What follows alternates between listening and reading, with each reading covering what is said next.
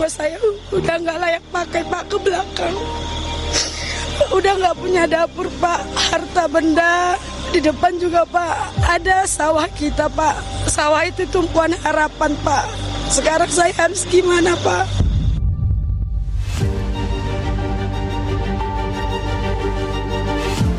Kekhawatiran kami Bang, di sini kami kan nggak tahu karena rumah pun udah nggak ada. Jadi kalau seandainya kami disuruh pindah, mana kami mau pindah?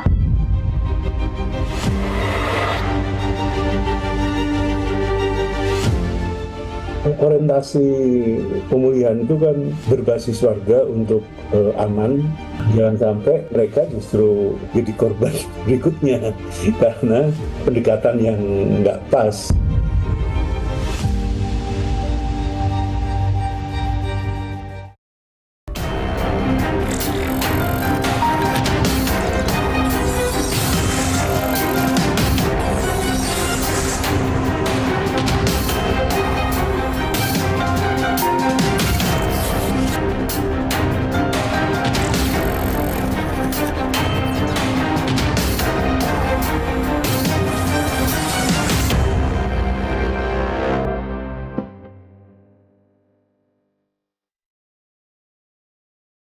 Tiga pekan berlalu, duka tak terbilang masih menyelimuti Aceh, Sumatera Utara, dan Sumatera Barat.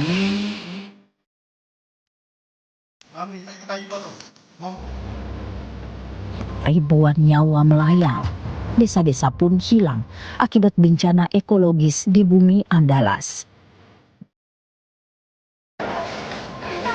Korban yang bertahan kini dilanda keresahan. Bagaimana kehidupan ke depan usai ruang hidup tersapu banjir bandang dan longsor akhir November lalu?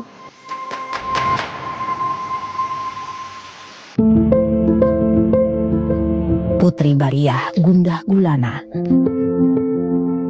Warga Aceh Tamiang ini resah memikirkan nasibnya dan keluarga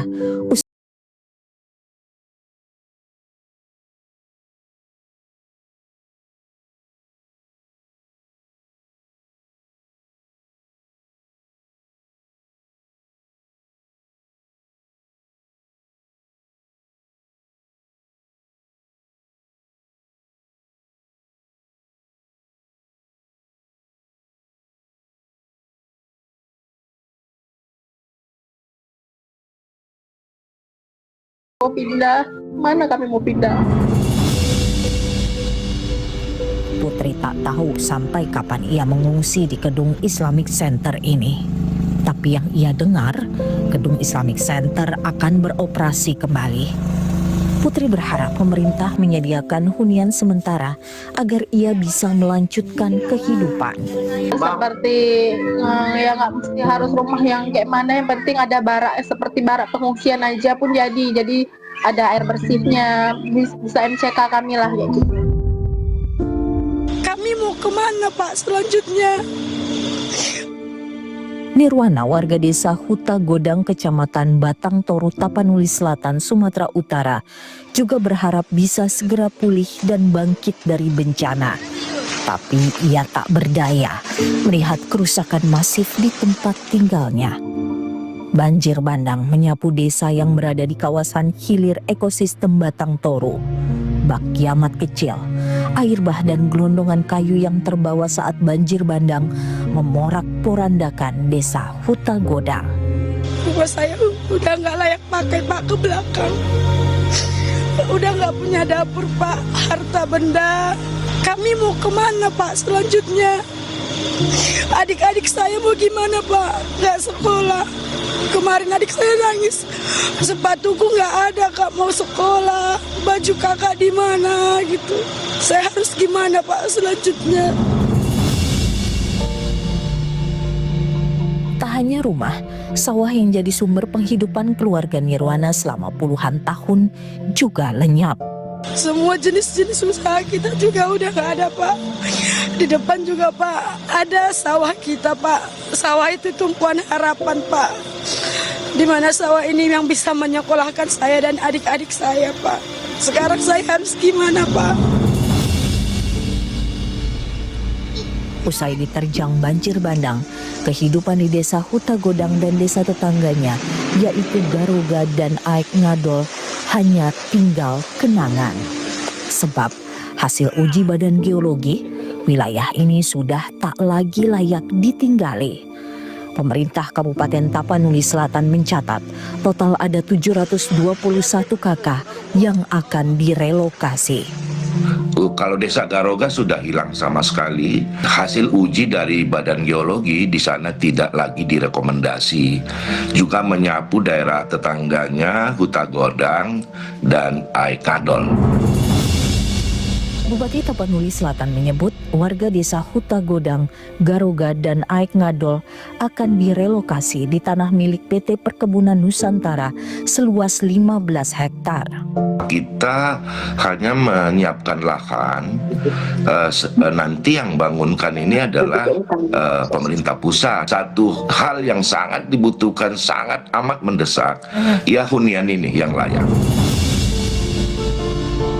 Mayoritas warga desa Huta Godang, Garoga, dan Aek Ngadol hidup dari bertani. Hingga kini Pemkab Tapanuli Selatan masih berupaya cari cara agar warganya bisa punya sumber penghidupan kembali. Pemulihan korban bencana juga harus mencakup pemulihan ekonomi, tak hanya selesai dengan memberi hunian layak.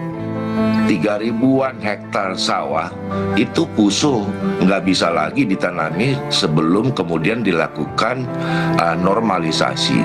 Itu tertimbun material banjir itu bisa setebal 3 meter, 2 meter, bendungannya sudah hanyut, ada irigasi, saluran airnya sudah rusak. Jadi ini luar biasa tantangan. Jika tak ada perpanjangan waktu, masa tanggap darurat bencana fase kedua akan berakhir pada 25 Desember mendatang. Tahapan penanggulangan bencana akan bergeser ke proses rehabilitasi dan rekonstruksi pasca bencana atau tahap pemulihan. Sebelum rekon kan sebenarnya ada dalam tanda petik ya kewajiban untuk kajian kebutuhan pasca bencana gitu ya. Nah, di dalam menyusun R3P itu ada prinsip-prinsip semua kebutuhan itu harus tercukupi. Jadi mulai dari hal-hal yang perumahan, infrastruktur, sosial, ekonomi, bahkan tren sekarang itu ada bagaimana data tentang perbaikan ekologi kalau akar masalahnya itu ikut bencana ekologis. Badan Nasional Penanggulangan Bencana Nomor 6 Tahun 2017 tentang penyelenggaraan rehabilitasi dan rekonstruksi pasca bencana menegaskan 8 prinsip yang harus dipenuhi. Di antaranya, pemulihan harus menjaga kesinambungan, lebih baik dan lebih aman berbasis pengurangan risiko bencana, serta menjunjung prinsip keadilan. Yang paling umum dituntut gitu, build back better, safer, sustainable, and greener. Tidak sekedar membangun kembali apa yang rusak gitu ya, tapi harus lebih baik gitu. Sejumlah warga Sumatera Barat mengajukan notifikasi gugatan warga negara atas dugaan kelalaian negara dalam mencegah dan menangani bencana ekologis yang terjadi sejak akhir November 2025. Salah satu tuntutannya adalah meminta negara melaksanakan tahapan pemulihan pasca bencana secara layak dan berkeadilan. Kami ingin memastikan bahwa dalam proses pemulihan dan tahap rekonstruksi yang terjadi, betul-betul berbicara bagaimana perspektif hak asasi manusia itu.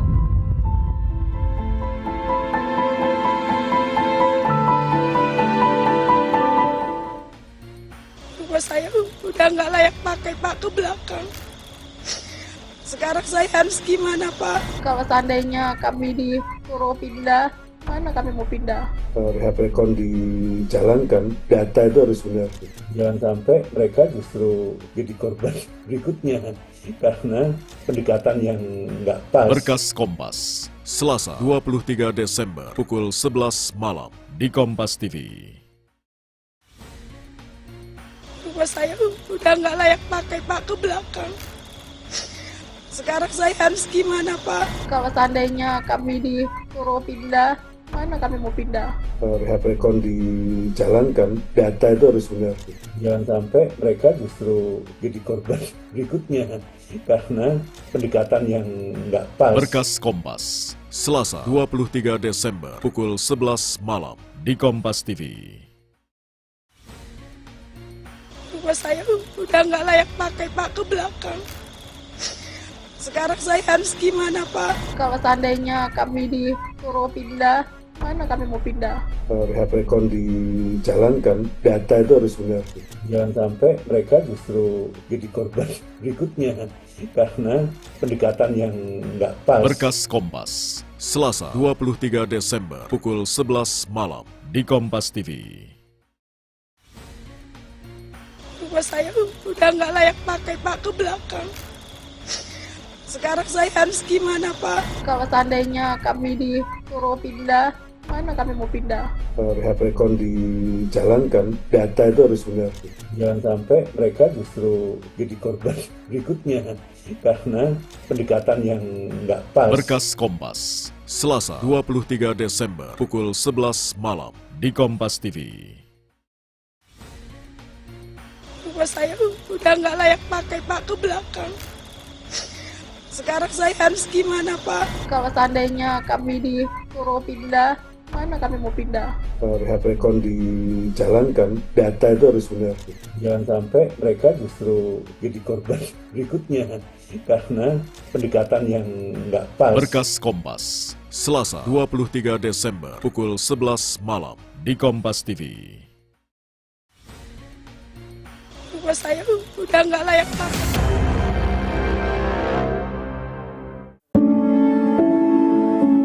Hunian sementara dari bahan triplex ini jadi tumpuan Eka Setiawan selama hampir sebulan terakhir. Warga Batu Buswa, Kecamatan Pauh, Kota Padang, Sumatera Barat ini sudah tak punya rumah usai diterjang banjir bandang bertubi-tubi. Eka trauma.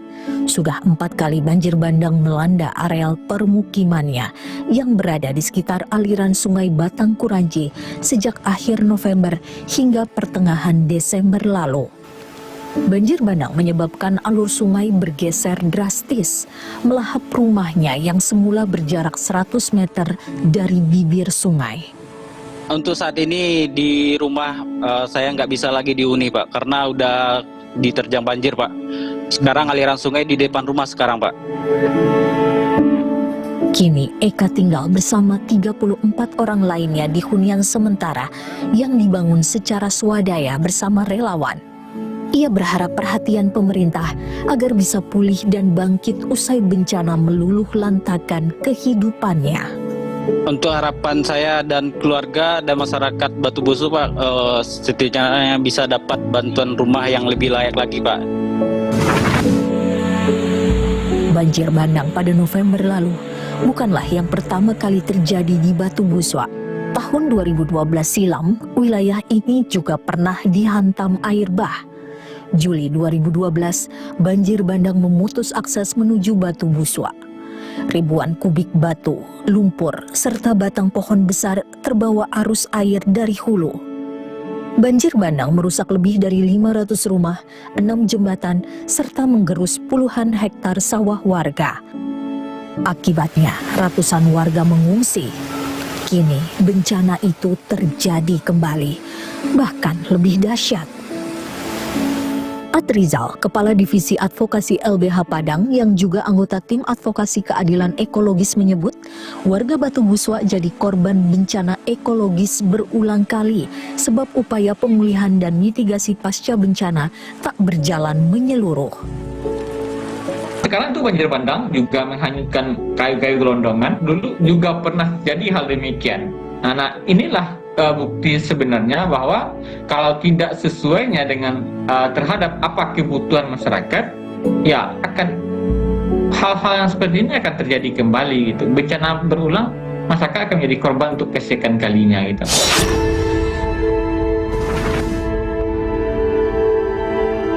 Tim Advokasi Keadilan Ekologis mendesak keseriusan pemerintah menyiapkan tahapan pemulihan pasca bencana, mulai dari pendataan hingga memastikan hak dasar warga terpenuhi. Jangan sampai nanti pemulihan itu terlalu banyak penyelewengan, terlalu banyak penggelapan dananya, sehingga nanti masyarakat akan menjadi korban kedua atas ketidakadilan itu sendiri.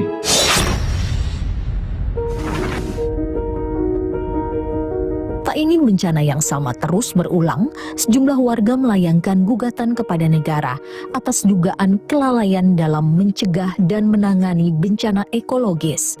Pemulihan pasca bencana yang komprehensif jadi salah satu tuntutannya.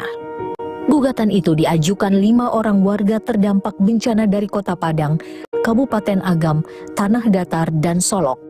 Mereka didampingi 12 kuasa hukum dari Tim Advokasi Keadilan Ekologis. Notifikasi atau pemberitahuan gugatan telah dikirim kepada 12 pejabat pemerintah. Bencana yang terjadi hari ini adalah bencana ekologis yang terjadi akibat kerakusan dan ketamakan manusia. Kemudian dan itu dilakukan secara sistematis. Dan tentu kalau kita berbicara sistematis, ada peran negara di dalamnya. Baik itu berbicara pengabaian, minimnya pengawasan hukum, dan tidak ada standarisasi yang jelas gitu. Dalam notifikasi gugatan, warga diantaranya mendesak Presiden Prabowo perintahkan menterinya untuk audit kegiatan yang memiliki perizinan lingkungan dan moratorium hingga pencabutan izin usaha yang lahirkan bencana ekologis. Selain itu, warga juga menggugat pemerintah untuk kelola tata ruang berbasis bencana serta memastikan pemulihan daerah terdampak bencana secara komprehensif.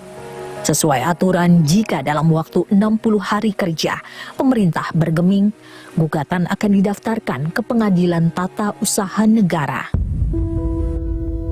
Eko Teguh Paripurno, Ketua Pusat Studi Manajemen Bencana UPN Veteran Yogyakarta menegaskan, pemulihan ekologis wajib dilakukan dalam tahapan pemulihan pasca bencana.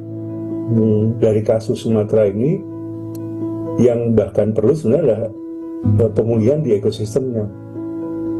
Jadi jangan sampai ekosistemnya dibiarkan sehingga semua zona jadi merah. Semula nih zonanya hijau gitu ya. Ketika ekosistemnya baik, warga di tempat zona hijau gitu. Lantas dirusak ekosistemnya. Warga menjadi zona kuning dan zona merah.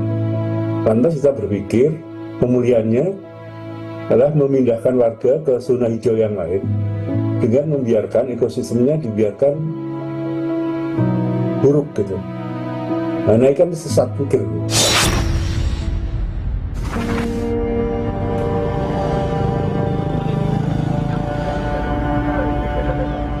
Yang tak kalah penting, upaya pemulihan juga harus menyembuhkan psikologis korban bencana. Di tengah kondisi jiwa dan raga yang lelah usai bencana, warga Aceh Tamiang mengibarkan bendera putih di sepanjang jalan. Bendera putih juga tampak di sepanjang jalan Pidijaya. Lalu lelah, Bu. Kadang-kadang hampir-hampir nggak sanggup lah gitu. Tapi kita harus bangkit, harus kuat menghadapi cobaan ini. Api semangat korban bencana tidak boleh padam, sebab perjalanan untuk pulih masih panjang. Walaupun yang terjadi sekarang itu mungkin tidak menelan korban sebagaimana pada saat tsunami, tetapi dampak ekonomi yang terjadi sekarang ini luar biasa. Ratusan ribu mungkin atau puluhan ribu sawah itu yang mungkin tidak bisa direhab sebagaimana tsunami dulu. Kalau tsunami itu sedimen lumpur mungkin hanya 30 dan sampai 50 cm saja. Tapi sekarang itu sampai 1 meter dan 2 meter. Jadi ini sangat berat gitu. Jadi kondisinya pemulihannya kalau tidak dengan bantuan internasional, kita khawatir ya ini bencana ini akan akan pemulihannya akan makan waktu sampai 30 mungkin sampai 40 tahun. Pemulihan pasca bencana yang tak berkeadilan dapat menimbulkan penderitaan ganda bagi korban terdampak bencana. Apa rencana pemerintah? segera akan kita bentuk, apakah kita namakan badan atau satgas rehabilitasi dan rekonstruksi.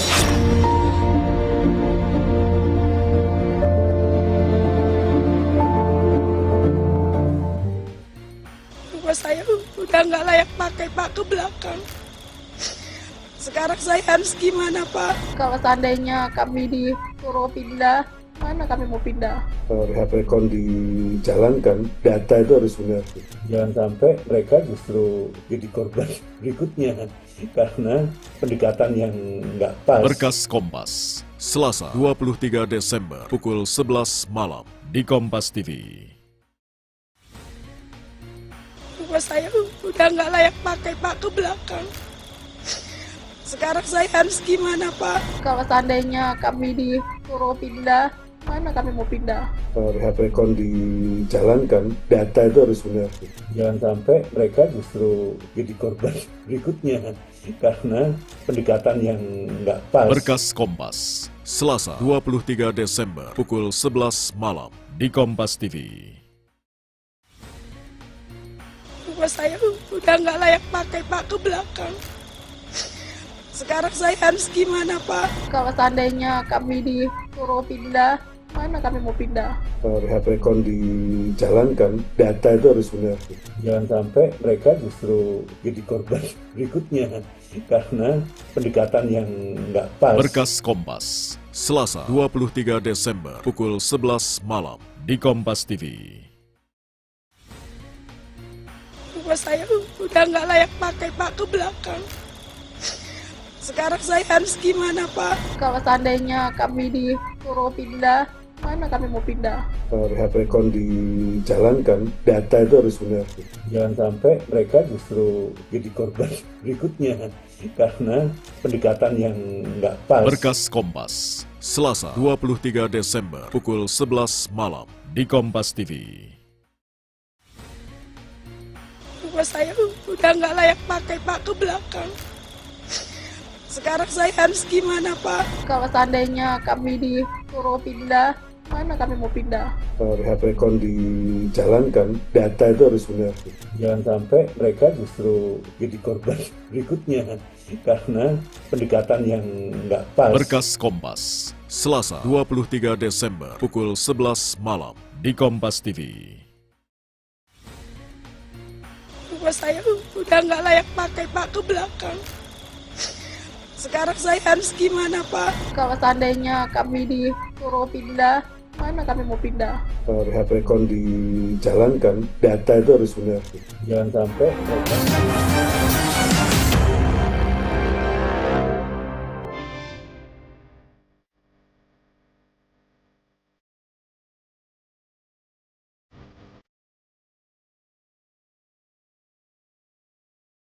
Per 22 Desember, Badan Nasional Penanggulangan Bencana BNPB mencatat lebih dari 147.000 rumah rusak akibat bencana banjir bandang dan tanah longsor di Aceh, Sumatera Utara, dan Sumatera Barat. Selain itu, 1.600 fasilitas umum, 219 fasilitas kesehatan, 967 fasilitas pendidikan, dan 145 jembatan rusak. Center of Economics and Law Studies atau CELIOS memperkirakan bencana ekologis Sumatera mengakibatkan kerugian ekonomi mencapai 68,67 triliun rupiah. Memasuki tahapan pemulihan pasca bencana Sumatera, pemerintah menyiapkan pembangunan hunian tetap dan hunian sementara bagi warga terdampak. Rencananya BNPB akan membangun 44.045 unit hunian sementara di 3 provinsi terdampak. Rinciannya, sebanyak 36.328 unit akan dibangun di Aceh, 5.158 unit di Sumatera Utara, dan 2.559 unit di Sumatera Barat. Proses pembangunan Huntara dan Huntap yang kita harapkan berjalan dari 2 minggu hingga 8 minggu ini bisa segera diselesaikan dengan target nanti jelang Ramadan, saudara kita sudah pindah ke Huntara, dan proses pembersihan lingkungan, baik itu dari sedimen lumpur maupun dari debris-debris sampah-sampah yang terbawa longsor dan banjir, itu juga sudah bertahap paralel selesai dilakukan. Sementara itu, per 21 Desember lalu, sebanyak 118 hunian tetap mulai dibangun di kawasan Asrama Haji Pinangsori, Tapanuli Tengah, Sumatera Utara. Hunian tetap ini dibangun di atas lahan milik Kementerian Agama seluas 1,3 hektar. Pada 15 Desember lalu, dalam sidang Kabinet Paripurna di Istana Negara, Menteri Perumahan dan Kawasan Permukiman Marwarar Sirait menyebut sudah ada 2.600 hunian tetap yang bisa dibangun dengan anggaran non-APBN mulai Desember ini. Tapi koordinasi mengenai status hukum tanah, pengerjaan, ataupun aspek lain masih perlu arahan Presiden. Mekanisme koordinasi lintas kementerian dan lembaga harus jelas agar pemulihan pasca bencana tak salah langkah.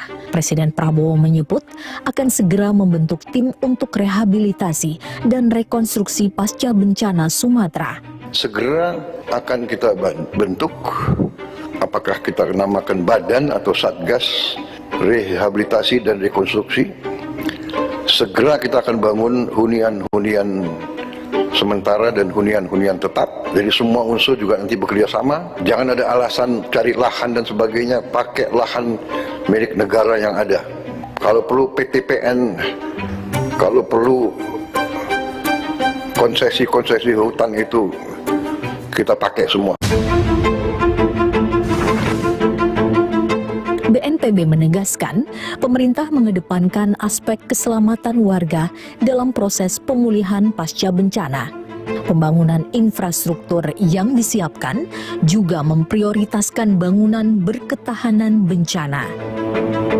Dalam hitungan BNPB, proses pemulihan pasca bencana Sumatera membutuhkan anggaran sebesar 51,82 triliun rupiah. Kementerian Keuangan memastikan anggaran pemulihan bencana aman yang berasal dari dana efisiensi APBN yang mencapai 60 triliun rupiah. Ada hal-hal yang memang harus kita pastikan terlebih dahulu sebelum kita membangun, terutama sebenarnya aspek safety tadi. Dan ini sebenarnya bukan kali pertama ya. Dan kalau kita berbicara waktu yang dibutuhkan, recovery rekonstruksi ini memang bukan lari sprinter, tapi lari maraton. Ini nampaknya akan panjang. Kita harus memang benar-benar mengatur tenaga agar setiap tahapan itu bisa kita penuhi dengan baik. Dan tahapannya adalah bagaimana memang menjamin keselamatan penduduk sambil kita secara paralel itu merecovery aspek lingkungan dan faktor-faktor lain yang sebenarnya sangat berkaitan dan sangat menentukan nantinya kriteria utama yang selalu kita sering sampaikan, yaitu infrastruktur yang berketahanan bencana. Pakar manajemen bencana mendorong langkah pemulihan harus berbasis komunitas. Korban bencana harus dilibatkan dalam tiap tahapan pemulihan, bukan hanya sekadar jadi penonton.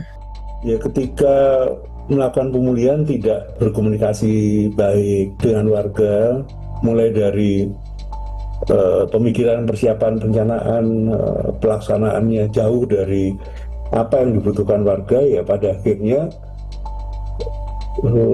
dalam tanda petik dia nggak pakai gitu kan. Ya kasus misalnya Buntap jauh dari sumber mata pencarian, maka akan ada PR kan.